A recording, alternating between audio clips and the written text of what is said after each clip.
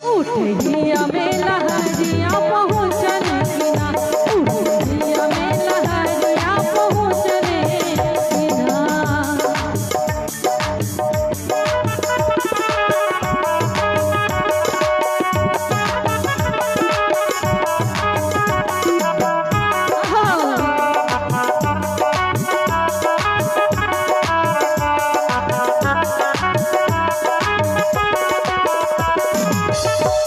मन करेला बिहान हम जाई, रथ के दूसरे से पटिया पठाई।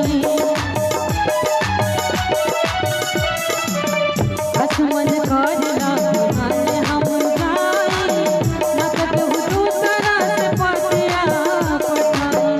अनपढ़ जानेला न हो, अनपढ़ जानेला न करिया चढ़िया पहुँचने हो पहुँचने बिना, उठिया में लहरिया पहुँचने बिना, उठिया में लहरिया पहुँचने बिना।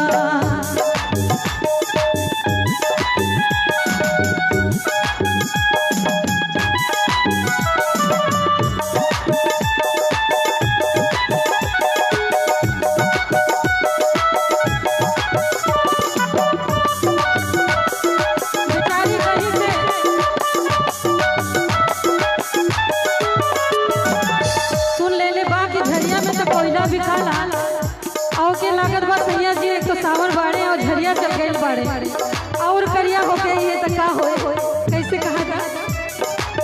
सुनी लकी झरिया कोयला भी खाला, सुनी लकी झरिया कोयला भी खाला, पानी हो खराब सभी लोग सवराला। सुनी लकी झरिया कोयला भी खाला, पानी हो खराब सभी लोग सवराला। बड़ी खुद सावरौरी हो,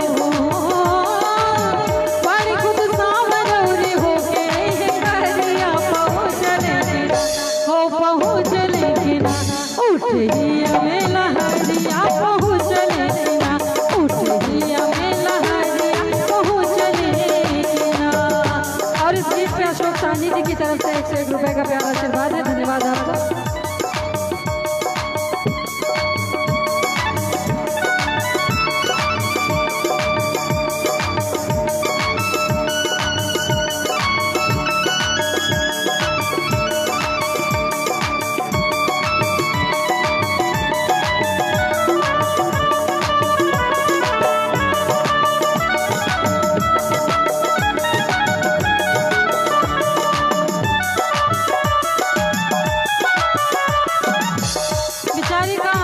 कोमल मन सोचता है कि ऐसे का बात भइल, हम तो कुछ कहबो ना कैली और सैया खरिया पे के झरिया चल गई।